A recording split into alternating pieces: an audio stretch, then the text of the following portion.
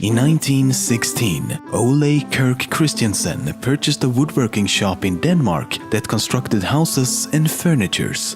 After a few years in business, the workshop was struggling. Ole had to think of something else if he wanted to remain in business. After experimenting with a few other projects, the workshop began producing wooden toys, piggy banks, JoJo's, pool toys, cars, trucks, and miniature houses. Following World War II, Ole's son Gottfred began working for the company, which now officially went by the name of Lego. In 1947, Ole and Gottfred obtained samples of interlocking plastic bricks produced by the British company Kiddicraft. Kiddicraft called them self-locking building bricks. Inspired by this, the Lego Group began producing its own bricks, which they instead called automatic binding bricks. In the coming years, the company grew exponentially under the leadership of Ole's son, Gottfred, since Ole had passed away. The production of wooden toys was abandoned completely as the company now solely focused on working with plastics. The Legoland Park was opened in Denmark, and as the bricks grew in popularity, Lego quickly became a household name all over the world. The name Lego is an abbreviation of the two Danish words leg godt, meaning play well, and while not the intention from the beginning, it was later discovered that in Latin, the word Lego can loosely be interpreted as I put together or I assemble. They also considered the name Legio with the implication of a legion of toys. Another important part of Lego are the minifigures, but the minifigs weren't invented until 30 years after the Lego brick. Its inception came in 1978 in the form of a policeman with black clothes and a white hat. And to be honest, the design has stayed more or less the same ever since. The figs became more and more diversified as more variations were released, but for the next 11 years, they would all have the same face.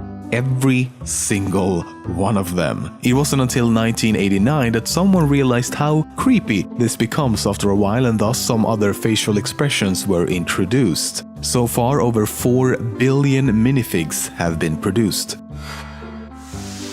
After the company's decline in the late 1990s and hitting its lowest peak in 2004 when they almost had to file for bankruptcy, the Lego Group has done quite well for themselves. In fact, since the release of the Lego Movie, Lego is now the largest toy manufacturer in the world. And since 1958, the company has produced over 560 billion bricks, which means that as of this moment, if divided equally, everyone on Earth would have 78 Lego bricks.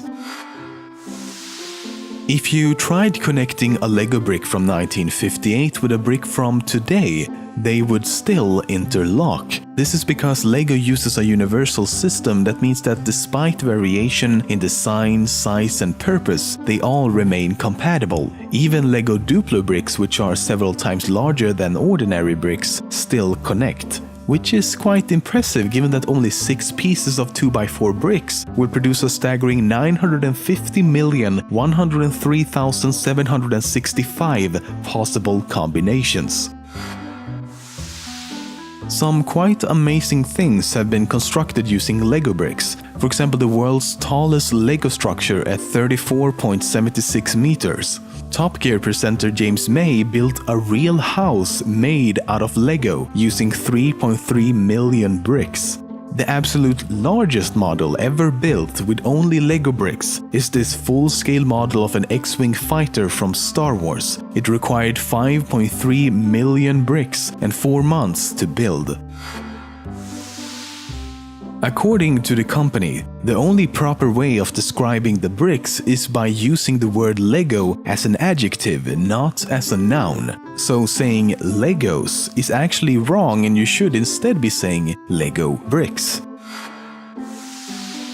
Since 2007, on beaches all over the world, people have found this giant minifigurine. Okay, that sounded extremely paradoxical. A giant Lego Man has washed ashore on beaches across the globe with the message "No real than you are." Obviously, the message is that you can't trust Google Translate. It's believed that these things were created by a Dutch artist that goes by the name of Ego Leonard, which is almost certainly fake as the first 4 letters spell out Lego when inverted. No one's entirely sure why he or she is doing it, but the Lego group has at least on several occasions denied any involvement.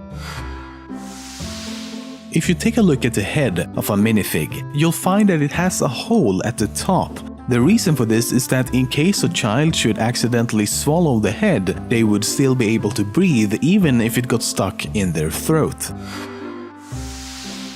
While the Lego movie might look like it was created using stop motion, the entire movie is actually CGI. The entire production process was specifically designed to make it look like stop motion. Tiny dents, specks of dust, and even smudges of fingerprints on the models, the lighting, and of course the iconic choppy movements stop motion is so well known for. Of course, the only exception would be the live action segments. But a really cool thing is that they made sure that every brick and piece seen in the movie also exists in real life, so that if you paused any scene, you could actually build it for yourself. Even in a scene like this, all the buildings and the ground and everything you see were made using individual digital bricks and pieces. You wanna know why they did that?